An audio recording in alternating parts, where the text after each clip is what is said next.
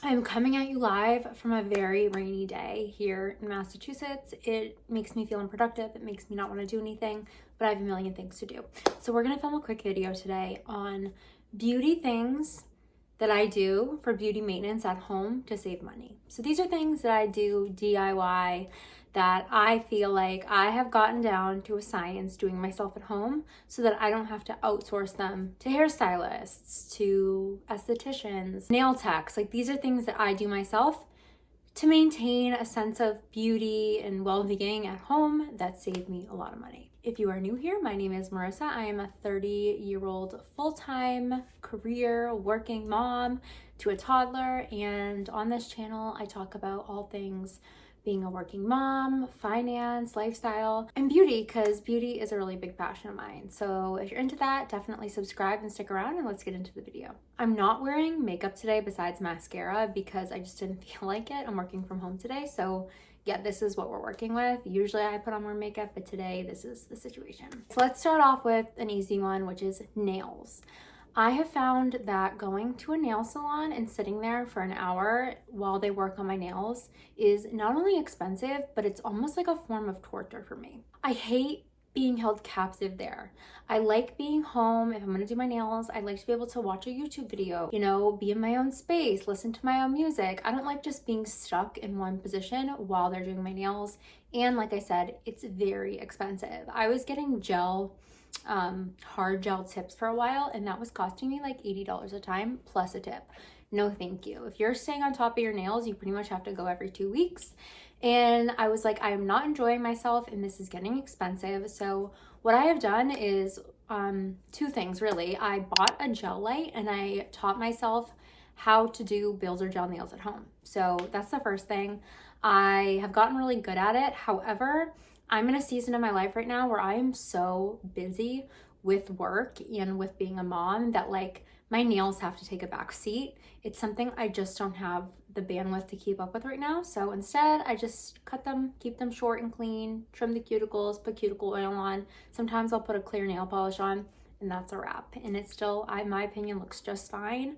I don't think you need to have like decked out nails. If it's important to you, I would suggest learning how to do it yourself at home because it saves me on average probably about a little under $200 a month. Second thing is going to be facials. So once in a while I'll get a facial, maybe like once a year, but I think if you have really problematic skin or a skin concern and you are working with a specialist on that, that is one thing.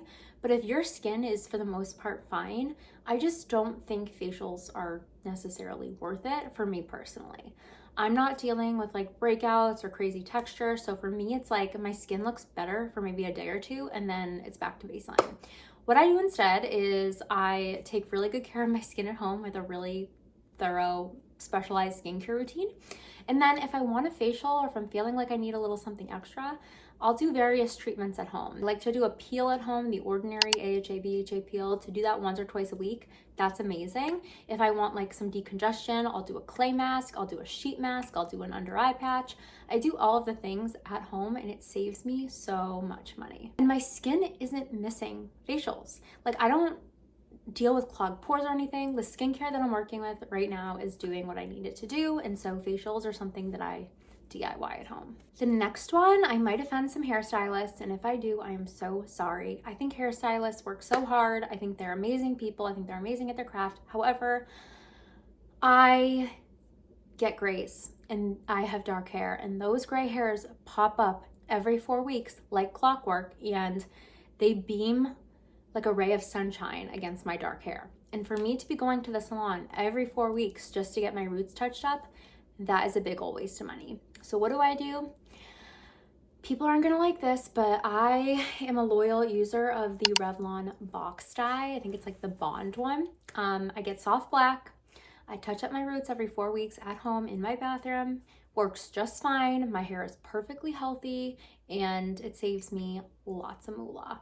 And on that note, about once a year I'll get a haircut just to kind of redefine the layers, but Usually I just cut the ends of my hair myself. I literally just pull it forward when it's wet. I do a little snip snip, make sure things are like even like this, and then I'm good to go. And obviously if you have like a certain hairstyle or if your hair's shorter, this is harder to get away with, but I have a lot of very thick long hair. So when I cut it straight across, it looks fine. It's not that complicated. So I do that just to keep my hair healthy. I do hair treatments at home as well. Do a ton of bond repair treatments, conditioning treatments, things that you could get done as add-ons at the salon that I do at home to save money. So yeah, I'm not trying to say like you need to go buy shears and cut your own hair, but if you are looking to save money and maybe that's something that is doable with your current haircut, I mean, I think it's worth it.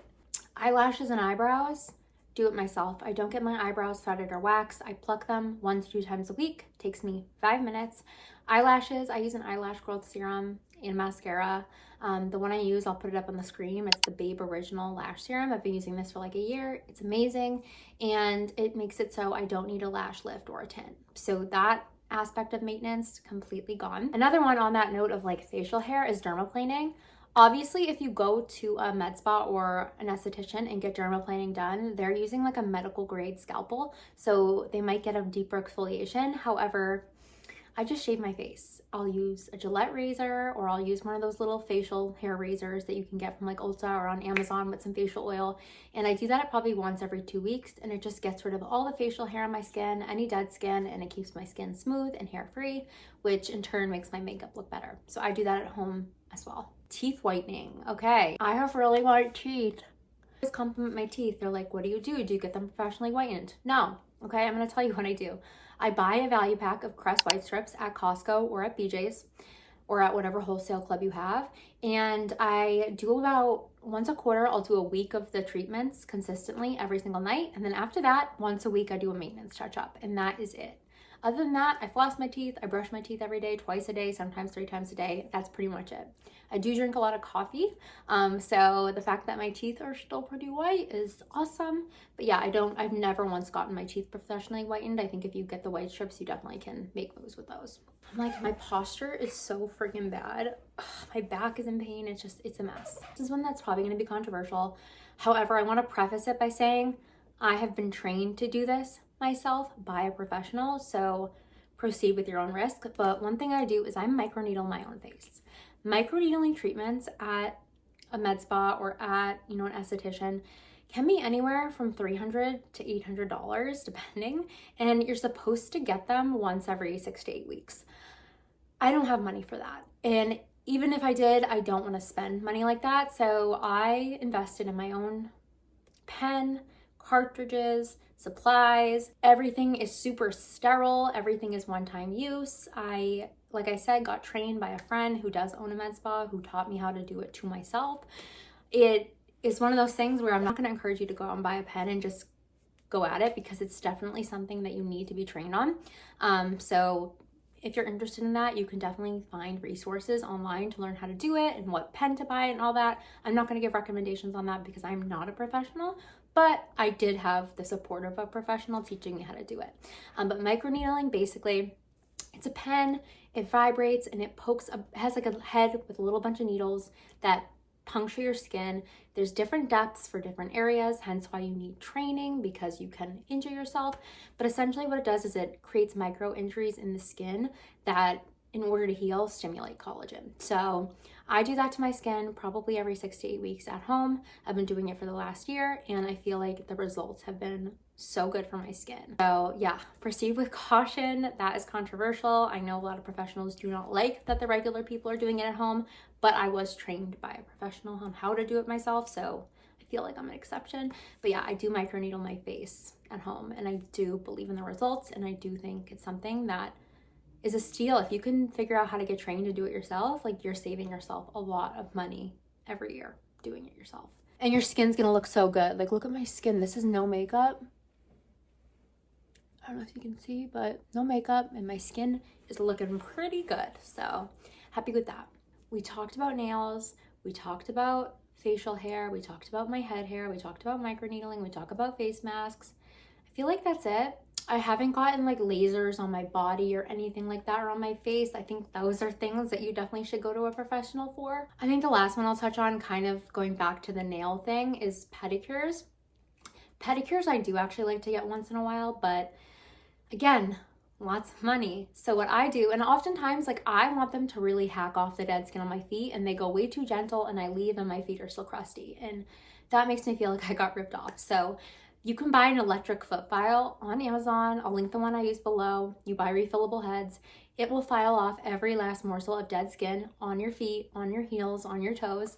And then I follow that up with a urea foot cream that is exfoliating. So I will do that probably once a month to my own feet, cut the cuticles, do the whole pedicure shebang, and I do it at home, and it takes me half the time and it saves me money. So I think that's everything. I know this was a quick video, but I just wanted to share the things that I personally DIY at home for my beauty routine to save some cash. If you too are someone who is looking to pare down your outsourcing for your beauty routine and looking to save some money, I think taking one or two of these is bound to save you at least like $100 a month at minimum if you only pick one. If you do multiple, it could save you like $500 a month.